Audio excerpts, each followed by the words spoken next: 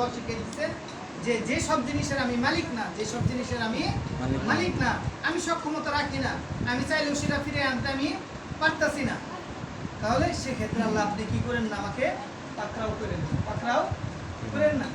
আল্লাহ রাসূল সাল্লাল্লাহু আলাইহি ওয়াসাল্লাম এক হাদিসে বলেছেন, ইন্নী লা আস্তাগফিরুল্লাহ ইয়াওমান 70 মাররাতান, আমি প্রত্যেকদিন 70 বার ইস্তিগফার করি। কতবার? 70 বার। 70 বার, 70 বার। আর এক হাদিসে আছে আল্লাহ রাসূল সাল্লাল্লাহু আলাইহি ওয়াসাল্লাম প্রত্যেকদিন 100 বার ইস্তিগফার পাঠ করেন, ইস্তিগফার পাঠ করেন 100 বার। কতবার? 100 বার। কেন করেন? ইস্তিগফার কেন পাঠ করতে হয়? যেন আল্লাহ তাআলা কি করে দেন? মাফ করে দেন। আল্লাহ তাআলা কি করে দেন? মাফ করে দেন। ইস্তিগফার পাঠ করলে অনেক ফজিলত। ইন্নাহু কানা গফফারা, যে ফজিলতের মধ্যে কিছু আছে যে আল্লাহ তাআলা প্রথম কি, যদি কেউ ইস্তিগফার পাঠ করে আল্লাহ তাআলা কি করবেন? তাকে মাফ করে দিবেন।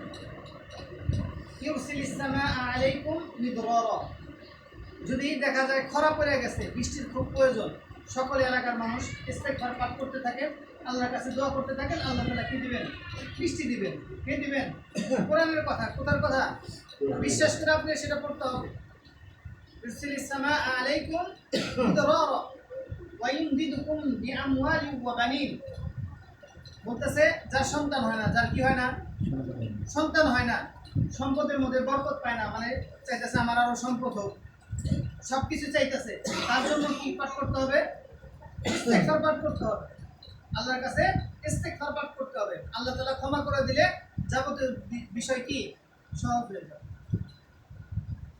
ওয়াজআল লাকুম জান্নাত, শুধু না, ইস্তিগফার পাঠ করলে আল্লাহ তাআলা কিয়ামত পরকালে কি দিবেন?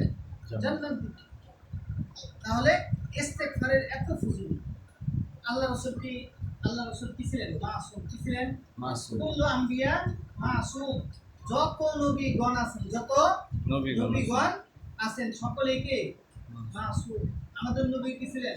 মাসুম, নিষ্পাপ, যাদের কি নাই কোনো গুনাহ নাই, যাদের কি নাই কোনো গুনাহ নাই।